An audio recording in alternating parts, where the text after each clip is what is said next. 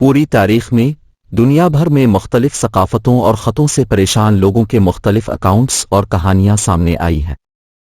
ان کہانیوں میں عام طور پر ایسے افراد شامل ہوتے ہیں جو دعویٰ کرتے ہیں کہ وہ روحوں کے مالک ہیں یا مافوق الفطرت ہستیوں کا شکار ہے۔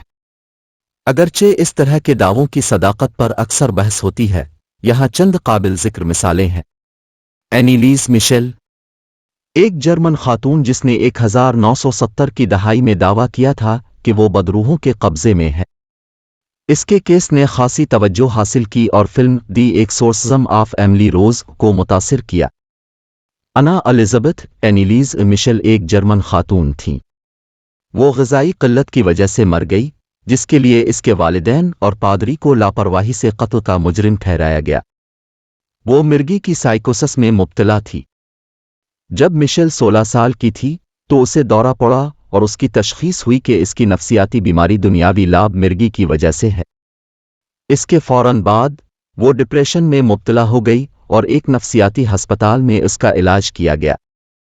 جب وہ 20 سال کی تھیں تب تک وہ مختلف مذہبی چیزوں سے عدم برداشت کا شکار ہو چکی تھیں اور آوازیں سننے لگی تھیں۔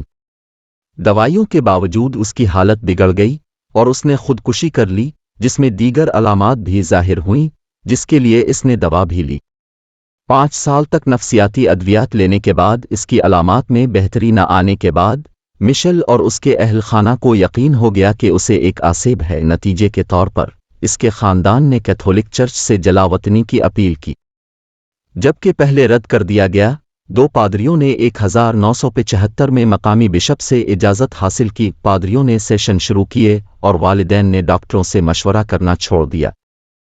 اینیلیز مشل نے کھانا پینا چھوڑ دیا اور غذائیت اور پانی کی کمی کی وجہ سے مر گئی۔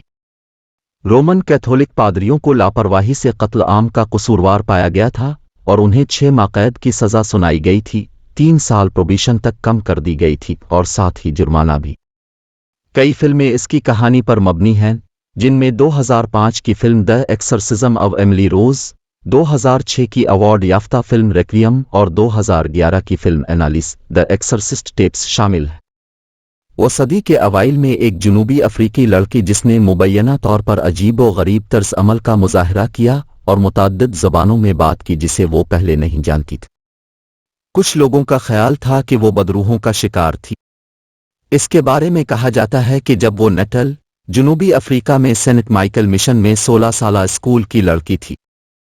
یہ لڑکی افریقی نژاد یتیم تھی۔ 16 سال کی عمر میں لڑکی نے مبینہ طور پر شیطان کے ساتھ معاہدہ کیا اور کہا جاتا ہے کہ یہ اس کے شیطانی قبضے کی وجہ ہے۔ کلارا نے بعد میں یہ معلومات اپنے اعتراف کرنے والے فادر ہورنر ایراسمس کو بتائی۔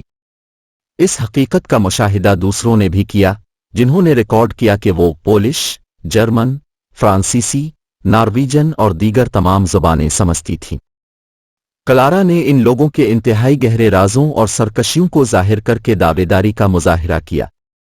مزید برآں، کلارا مبارک چیزوں کی موجودگی کو برداشت نہیں کر سکتی تھی اور وہ غیر معمولی طاقت اور درندگی سے بھری ہوئی دکھائی دیتی تھی۔ کلارا لڑکی کے رونے میں ایک وحشیانہ حیوانیت تھی جس نے اس کے آس پاس کے لوگوں کو حیران کر دیا۔ کبھی کسی جانور نے ایسی آوازیں نہیں نکالی تھیں، نہ مشرقی افریقہ کے شیر، نہ ناراض بیل۔ بعض اوقات ایسا لگتا تھا جیسے شیطان کی طرف سے منظم جنگلی درندوں کے ایک حقیقی ریوڑ نے ایک جہنمی کور تشکیل دیا ہو۔ سینٹ مائیکل مشن، نیٹل، جنوبی افریقہ کی راہبہ میں شرکت۔ بعض لوگوں کے مطابق لڑکی کے بارے میں کہا جاتا ہے کہ وہ ہوا میں 5 فٹ بلند ہوئی، کبھی عمودی اور کبھی افقی طور پر۔